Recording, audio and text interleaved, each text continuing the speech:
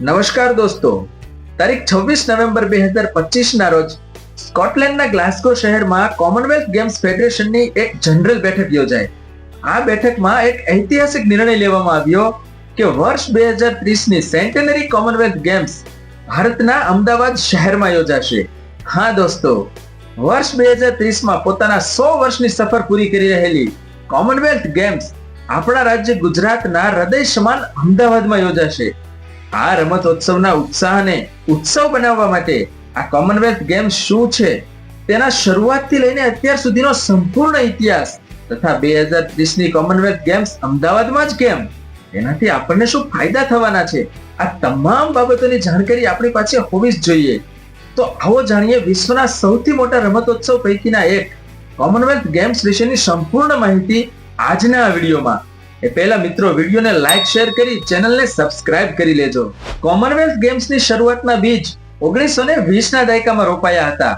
ત્યારે કેનેડાના એક જાણીતા સ્પોર્ટ જર્નાલિસ્ટ મેલવિલે માર્ક રોબિન્સન, કે જેને લોકો એમ રોબિન્સન તરીકે ઓળખે છે, તેમણે એક વિચાર રજૂ કર્યો કે બ્રિટિશ સામ્રાજ્ય સાથે જોડાયેલા તમામ દેશોને આપણે એક મંચ પર લાવવા જોઈએ, જ્યાં રાજકારણ નહીં પણ મિત્રતા, રમત અને સકારાત્મક સ્પર્ધા હોય. આ વિચાર 1930માં વાસ્તવિક બન્યો અને પહેલી વખત કોમનવેલ્થ ગેમ્સનું આયોજન કેનેડાના હેમિલ્ટન શહેરમાં થયું. તે સમયે તેનું નામ હતું બ્રિટિશ એમ્પાયર ગેમ્સ, કારણ કે તે બ્રિટિશ સામ્રાજ્ય સાથે જોડાયેલા દેશો વચ્ચે જ રમાવાની હતી. અને આ પહેલી બ્રિટિશ એમ્પાયર ગેમ્સમાં 11 દેશોના લગભગ 400 જેટલા ખેલાડીઓએ ભાગ લીધો હતો. કોમનવેલ્થ ગેમ્સ દર 4 વર્ષે એક વખત યોજાય છે. વર્ષ 1930 થી શરૂ કરી અને આજ દિન સુધી તેના ઘણા એડિશન સફળતાપૂર્વક પૂર્ણ થઈ ચૂક્યા છે. આ દરમિયાન તેનું નામ અને સ્વરૂપ અનેકવાર બદલાયા છે. સૌપ્રથમ વર્ષ 1930 થી 1950 સુધી તેનું નામ બ્રિટિશ એમ્પાયર ગેમ્સ હતું. વર્ષ 1954 થી 1966 સુધી તેનું નામ British Empire and Commonwealth Games રાખવામાં આવ્યું. વર્ષ 1970 થી 1974 સુધી તેનું નામ બ્રિટિશ કોમનવેલ્થ ગેમ્સ કરવામાં આવ્યું અને અંતે વર્ષ 1978માં તેનું નામ કોમનવેલ્થ ગેમ્સ રાખવામાં આવ્યું, જે આજ દિન સુધી ચાલુ છે. કોમનવેલ્થ ગેમ્સનું સંચાલન કરે છે કોમનવેલ્થ ગેમ્સ ફેડરેશન, જેને ટૂંકમાં CGF ના નામથી ઓળખવામાં આવે છે. તેનું વડું મથક આવેલું છે યુનાઇટેડ કિંગડમના લંડન શહેરમાં. અહીંથી જ ગેમ્સના નિયમો, હોસ્ટ દેશોની પસંદગી, સ્પોર્ટ્સ પ્રોગ્રામો અને તમામ પ્રકારની આંતરરાષ્ટ્રીય નીતિઓનું સંચાલન થાય છે. 11 દેશોથી શરૂ થયેલી આ ગેમ્સ આજે 74 દેશો સુધી પહોંચી છે અને તેનું ધ્યેય છે માનવતા, સમાનતા અને નિયતિ. કોમનવેલ્થ ગેમ્સની એક વિશિષ્ટતા એ છે કે તેમાં અમુક રમતો ફરજિયાત હોય છે. તેને કોર ગેમ્સ કહેવામાં આવે છે, જેમ કે athletics, badminton, rugby, cycling, swimming, boxing વગેરે. આ રમતો લગભગ દરેક એડિશનમાં હોય જ છે. આ સિવાય જે દેશમાં કોમનવેલ્થ ગેમ્સનું આયોજન થાય છે, તે દેશને 8 થી 10 વૈકલ્પિક રમતો ઉમેરવાની છૂટ આપવામાં આવે છે. અને આ જ પાછું ભારતને વર્ષ 2030ની કોમનવેલ્થ ગેમ્સમાં કબડ્ડી અને ખોખો જેવી સ્વદેશી રમતોને વિશ્વ સ્તર પર રજૂ કરવાની તક આપી શકે છે. વર્ષ 2002માં કોમનવેલ્થ ગેમ્સમાં પેરા ગેમ્સનો સમાવેશ કરવામાં આવ્યો, જેથી દિવ્યાંગ ખેલાડીઓને વૈશ્વિક લેવલે પોતાની કુશળતા બતાવવાની તક મળી. આ રીતે કોમનવેલ્થ ગેમ્સ વિશ્વની પહેલી મલ્ટી સ્પોર્ટ્સ ઇવેન્ટ બની ગઈ. કોમનવેલ્થ ગેમ્સમાં જીતવું એટલે માત્ર મેડલ મેળવવું એવું નથી, પણ તે ખેલાડીના જીવનમાં ગૌરવ, પ્રતિષ્ઠા અને અદ્ભુત તકોના દ્વાર ખોલે છે. આ ગેમ્સમાં પ્રથમ, દ્વિતીય અને તૃતીય નંબરે આવતા વિજેતા ખેલાડીઓને અનુક્રમે ગોલ્ડ, સિલ્વર અને બ્રોન્ઝ મેડલ આપવામાં આવે છે. આ મેડલ એ દરેક એડિશન માટે અલગ અને ખાસ રીતે બનાવવામાં આવે છે.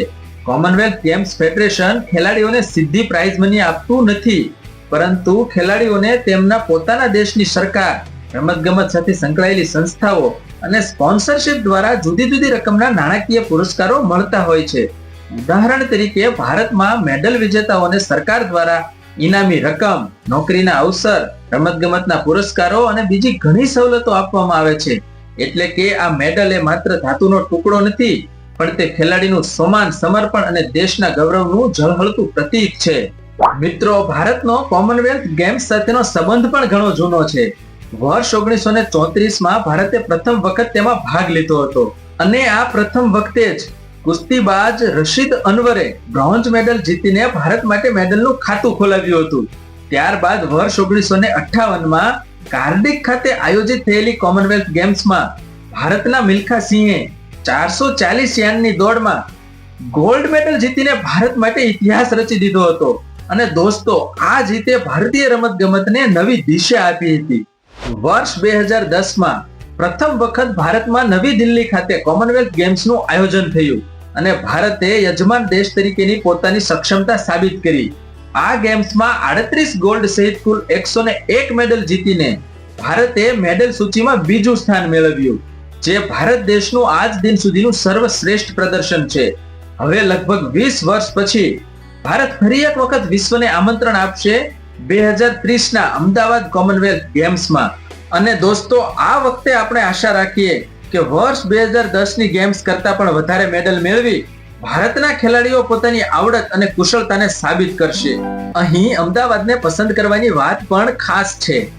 આ માટે 15 ઓક્ટોબર 2025ના રોજ કોમનવેલ્થ ગેમ્સ એક્ઝિક્યુટિવ બોર્ડ દ્વારા અમદાવાદને પ્રેફર્ડ હોસ્ટ સિટી તરીકે પસંદ કરવામાં આવ્યું હતું, કારણ કે શહેર પાસે પહેલેથી જ વિશ્વ કક્ષાનું ઇન્ફ્રાસ્ટ્રક્ચર અને વિશાળ ઔદ્યોગિક વિકાસનો મજબૂત આધાર છે. પછી 26 નવેમ્બર 2025ના રોજ ગ્લાસગોમાં કોમનવેલ્થ ગેમ્સ ફેડરેશનની એક જનરલ એસેમ્બલીમાં મતદાન થયું, જેમાં 74 દેશોના પ્રતિનિધિઓ હાજર હતા. મોટા ભાગના મતો અમદાવાદના પક્ષમાં પડ્યા અને ઓફિશિયલી જાહેરાત થઈ 2030 Commonwealth games host city Ahmedabad, India. આ રીતે દોસ્તો, ભારતે 2030ના સેન્ટેનરી એડિશનની યજમાની મેળવી. વર્ષ 2030ની આ ગેમ્સ અમદાવાદમાં યોજાવાના મુખ્ય કારણો પૈકીનું એક છે સરદાર વલ્લભભાઈ પટેલ સ્પોર્ટ એન્કલેવ, જે મોટેરા ખાતે વિકસાવવામાં આવી રહ્યું છે. અહીં વિશ્વનું સૌથી મોટું ક્રિકેટ સ્ટેડિયમ તો પહેલેથી જ છે અને હવે તેની આસપાસ એક સંપૂર્ણ સ્પોર્ટ સિટી વિકસાવવામાં આવી રહ્યું છે. કહેવામાં આવે છે કે આ સ્પોર્ટ્સ એન્કલેવ ઓલિમ્પિક સ્તરની ક્ષમતાવાળું હશે, જે ભવિષ્યમાં ભારતને ઓલિમ્પિક હોસ્ટ કરવા સુધી પહોંચાડી શકે છે. મિત્રો, હવે નજર છે વર્ષ 2030 પર, જ્યાં અમદાવાદ કોમનવેલ્થની 100મી વર્ષગાંઠની ગેમ્સનું આયોજન કરી માત્ર સ્પોર્ટ્સ ઇવેન્ટ નહીં પણ વૈશ્વિક પરિવર્તનનું વાહક બનશે, જેનાથી દેશ અને રાજ્યને અનેક ફાયદાઓ થશે. સૌથી પહેલા વાત કરીએ આર્થિક ફાયદાની. આ ગેમ્સ દરમિયાન દેશ વિદેશના લાખો લોકો અમદાવાદની મુલાકાત લેશે, જેના કારણે હોટેલ, રેસ્ટોરન્ટ, ટ્રાવેલ એજન્સી અને લોકલ બિઝનેસને ખૂબ મોટા પ્રમાણમાં ફાયદો થશે. અંદાજિત હજારો કરોડ રૂપિયાનું રોકાણ ગુજરાતમાં આવવાની શક્યતા છે, જેનાથી હજારો લોકોને પ્રત્યક્ષ કે પરોક્ષ રીતે રોજગારીની તકો ઊભી થશે. નંબર 2, ઇન્ફ્રાસ્ટ્રક્ચર અને વિકાસ. વિશ્વ કક્ષાના સ્પોર્ટ્સ કોમ્પ્લેક્સ, સ્ટેડિયમ અને ટ્રેનિંગ સેન્ટરોનું નિર્માણ થશે. રોડ, રસ્તાઓ, મેટ્રો, એરપોર્ટ અને ટ્રાન્સપોર્ટ સુવિધાઓને વધુ આધુનિક બનાવવામાં આવશે, એટલે કે આ ગેમ્સ પૂરી થયા પછી પણ અમદાવાદ સમગ્ર શહેર વિશ્વ સ્તરીય સુવિધાઓથી સજ્જ રહેશે. નંબર 3, યુવાનો અને ખેલાડીઓ માટે તક.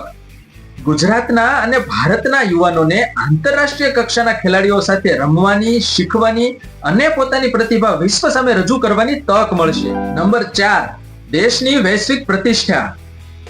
વિશ્વના અનેક દેશોના પ્રતિનિધિઓ, રમતવીરો અને મીડિયાના માધ્યમથી અમદાવાદનું નામ દુનિયાભરમાં ગુંજશે, જેના કારણે ભારતીય ઇન્ફ્રાસ્ટ્રક્ચર, ટેકનોલોજી, સુરક્ષા વ્યવસ્થા અને સાંસ્કૃતિક વૈવિધ્યને વિશ્વ સ્તરે પ્રશંસા મળશે. ભવિષ્યના વર્ષોમાં ઓલિમ્પિક્સ અને એશિયન ગેમ્સ જેવા ઇવેન્ટ હોસ્ટ કરવાની સંભાવનાઓ વધી જશે.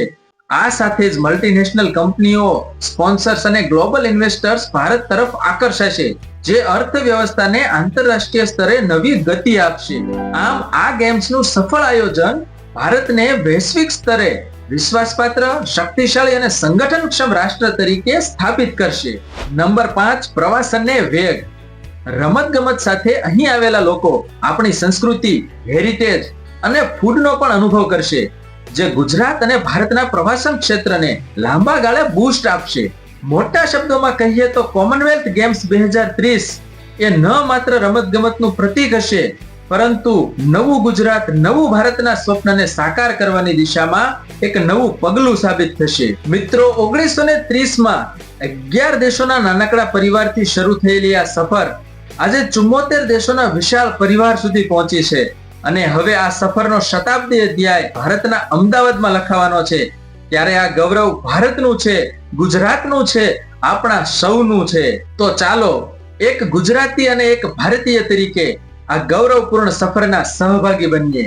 આ વિડીયોને વધુમાં વધુ લોકો સુધી શેર કરી કોમનવેલ્થ ગેમ્સના ઇતિહાસ અને તેના ફાયદાઓ વિશે લોકોને જાગૃત કરીએ. આ રીતે આપણે અમદાવાદ કોમનવેલ્થ ગેમ્સ 2030 ને અત્યાર સુધીની સર્વશ્રેષ્ઠ કોમનવેલ્થ ગેમ્સ બનાવીએ. જય હિન્દ, જય જય ગરવી ગુજરાત. જો વિડીયોની માહિતી ઉપયોગી લાગી હોય તો વિડીયોને લાઈક શેર કરી ચેનલને સબસ્ક્રાઇબ જરૂરથી કરી લેજો. ફરી મળીશું આવી જ નવી માહિતી સાથે નવા વિડીયોમાં. ધન્યવાદ.